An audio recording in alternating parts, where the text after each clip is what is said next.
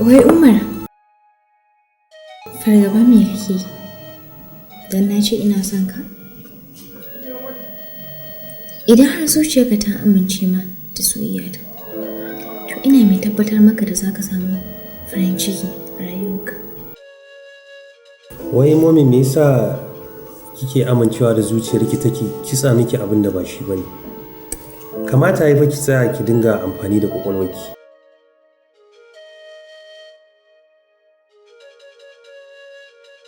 Zuciyata da kwakwalwata gaba ɗaya sun yi tarayya guri guda domin neman amincewarka. Momi, ina so ki san cewa ana barin halal don kunya. Ni kuma ina haramta kunya domin halaka. Ni abin da yake min mamaki da ke, me yasa kike so na juya ƙarya ta zama gaskiya? Sai dai inda ma ba gaskiya bace ba. Da ka amince da soyayyata, to ina mai tabbatar maka zan gaya ma Yasir billahi, kuma na tabbatar zai amince. To yanzu ke kina ganin a gidanku za a amince ni in aure ki? Saboda duk duniya ba abin da suke ƙauna irin farin ciki na. Umar, ko mai gadin gidanmu na nuna yance ina so, dole za su amince, domin farin ciki na shine nasu. To shikenan, na amince da abin da zuciyarki take so. Na karɓi ta yadda kika ba. Na gode sosai. A koda yaushe za ki same ni mutum mai cika alƙawari. Ba zan taɓa cin amanar ki ba. Insha Allah.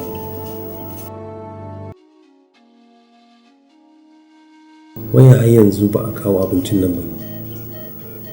Abincin ka ne dai ba kawo. Ya. Amma ni na ƙoshi.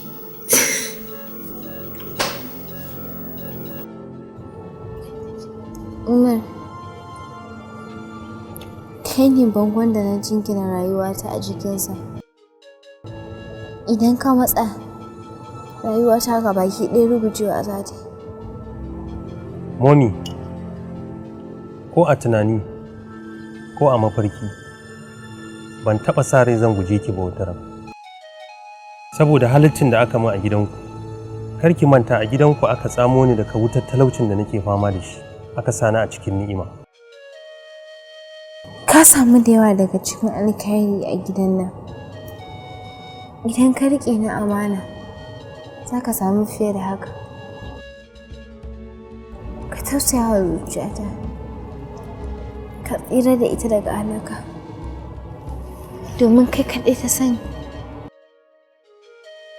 Na gane abin da kike yi, kuma zan yi duk yadda zan yi na ga na tsirar da ke daga cikin bakin ciki. Amma ina so ki gaya min abin da zai sa ki a cikin bakin ciki saboda na guje shi nan gaba. Ko da mun yi aure, ina son in yi rayuwa da kai ni kaɗai. Kai ma alƙawarin ba za ka aure ko wace mace. Don yin hakan, shi ne hanyar da zai sani in bar duniya.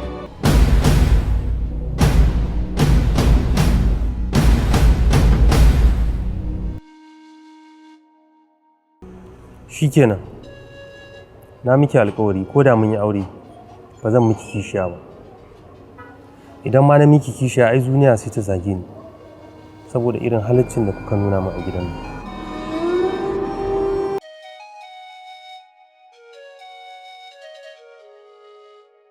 Malam Umar, Na ranke ne. abin da yasa na ce ka zo gida ka same ni ko wata magana ce da za mu yi da kai muhimmiya. Mun lura cewa tun lokacin da ka zo gidan nan, Momi ta saki jikinta da kai sosai. Walwalarta da farin cikinta ya ƙara ƙaruwa.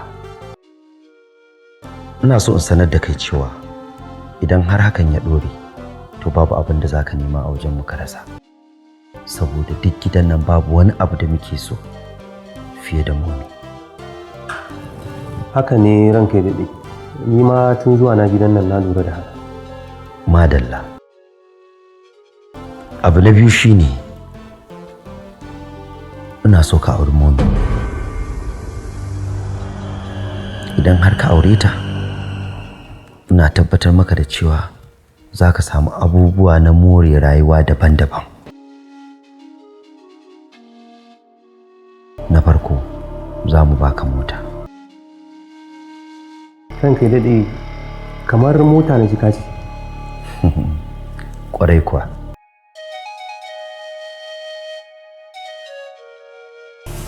Amma wani hanzari ba gudu.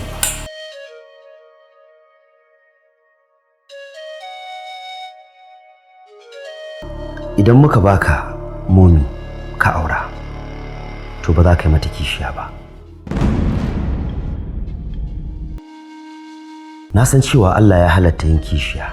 Kai namiji ne, za ka iya auren mace daga 1, 2, 3 zuwa 4. Amma ka san matsalar Momi ba ta da lafiya.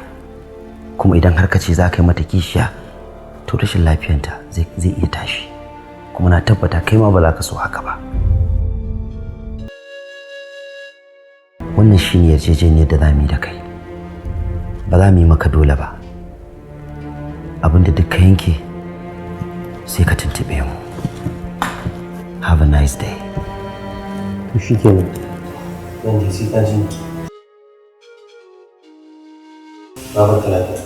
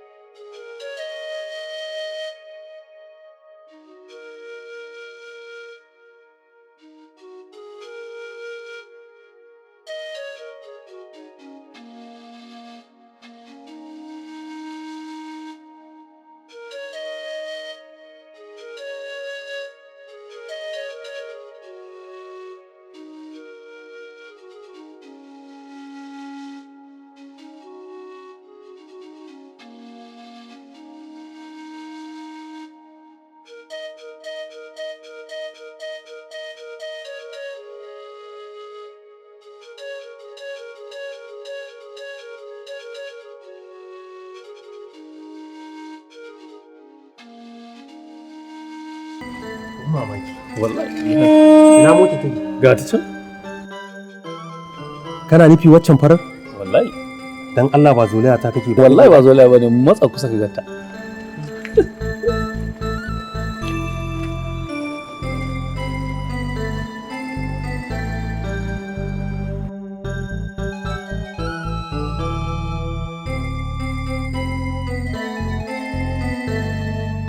Kana nufi duk wannan ta wuce? Su kwarai kuwa. Alhamdulillah. Ai ka wuce haka a wajen mai gida ai. Mun lura tun da ka zo kamfanin nan, mai gida yana cikin farin ciki. Allah sai. Saboda kanwarsa da kake sa ta cikin annashuwa, kullum tana cikin farin ciki. To wallahi mai gida idan yana da dama ma zai baka garin nan gaba daya. Gaskiya ne. Na gode. Gaskiya ne. Amma fa wannan motar ta yi. Wallahi. Sai dai yanzu ba ni da tukwici a nan, sai dai mun koma ciki na baka. A baba damuwa wannan muna tare ne kan. To mu koma. Sai mu fito ma mu je yawo da ita. Mu je.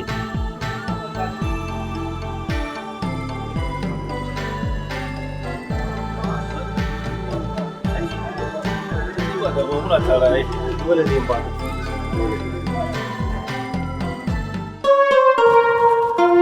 Maryam, wai me kike kokarin yi ne? Abinci nake so in dan dora maka. Kin ga da Allah. Kan na ƙara sosai da na tsaya a restaurant na ci abinci.